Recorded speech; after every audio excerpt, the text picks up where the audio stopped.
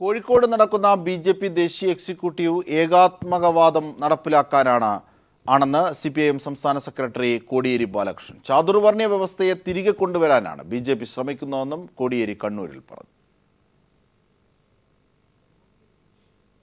പിന്നോക്ക വിഭാഗങ്ങൾക്കെതിരെയുള്ള യുദ്ധപ്രഖ്യാപനത്തിന്റെ ഭാഗമായാണ് ബി.ജെ.പി. ദേശീയ കൗൺസിൽ ചേരുന്നതെന്ന് CPIM സംസ്ഥാന സെക്രട്ടറി കോടിയേരി ബാലകൃഷ്ണൻ പറഞ്ഞു.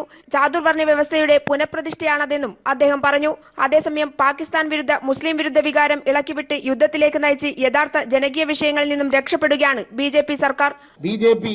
അധികാരത്തിൽ വന്ന് 2 വർഷം കഴിഞ്ഞപ്പോൾ ഇന്ന് രാജ്യം അവർ ജനങ്ങൾക്ക് നൽകിയ വാഗ്ദാനങ്ങളൊന്നും നടപ്പാക്കാൻ കഴിയാതെ വന്നു. ഈ സാഹചര്യത്തിൽ രാജ്യത്ത് വർഗീയത ഇളക്കിവിട്ട് പാകിസ്ഥാൻ വിരുദ്ധ വികാരം ഇളക്കിവിടാനും മുസ്ലിം വിരുദ്ധ വികാരം ഇളക്കിവിടാനും അങ്ങനെ രാജ്യത്ത് മതപരമായ ധ്രുവീകരണം ഉണ്ടാക്കി യുദ്ധസമാനമായ അവസ്ഥ സൃഷ്ടിച്ചുകൊണ്ട് ജനകീയ പ്രശ്നങ്ങളിൽ നിന്ന് ശ്രദ്ധ തിരിച്ചുവിടാനാണ് ബി.ജെ.പി. ഉദ്ദേശിക്കുന്നത്. ബി.ജെ.പി. പരസ്യമായി പ്രഖ്യാപിച്ചിരിക്കുകയാണ് ഏകാത്മത ദർശനമാണ് അവർ നടപ്പാക്കാൻ പോകുന്നത് എന്ന്. ബ്രാഹ്മണൻ, ക്ഷത്രിയൻ, വൈശ്യൻ, ശൂദ്രൻ എന്നിങ്ങനെ മനുഷ്യനെ തരംതിരിച്ചുകൊണ്ട് ചാതുർവർണ്ണ വ്യവസ്ഥയാണ് ഏകാത്മതാ ദർശനത്തിന്റെ ആദർശം. ഏകാത്മതാ ദർശനം എന്ന തത്വശാസ്ത്രം മനുസ്മൃതിയുടെ തത്വശാസ്ത്രമാണ്. അത് പുനഃസ്ഥാപിക്കാനുള്ള രംഗസജ്ജീകരണത്തിന് വേണ്ടിയാണ് RSS തയ്യാറെടുത്തുകൊണ്ടിരിക്കുന്നത്.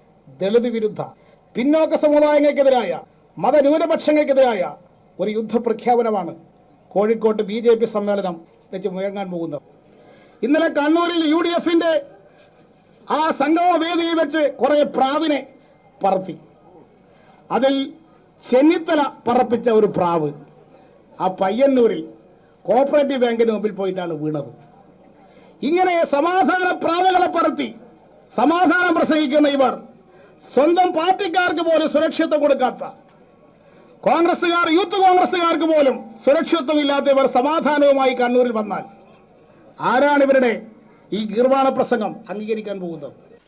ഏത് കമ്മ്യൂണിസ്റ്റ് നേതാവിനെയും കൊല്ലുമെന്ന മുന്നറിയിപ്പായിരുന്നു അഴീക്കുടൻ രാഘവന്റെ കൊലപാതകത്തിലൂടെ 1972 നടത്തിയത്. ഇന്നും കമ്മ്യൂണിസ്റ്റ് പാർട്ടിക്കെതിരെ ആക്രമണങ്ങൾ തുടരുകയാണ്.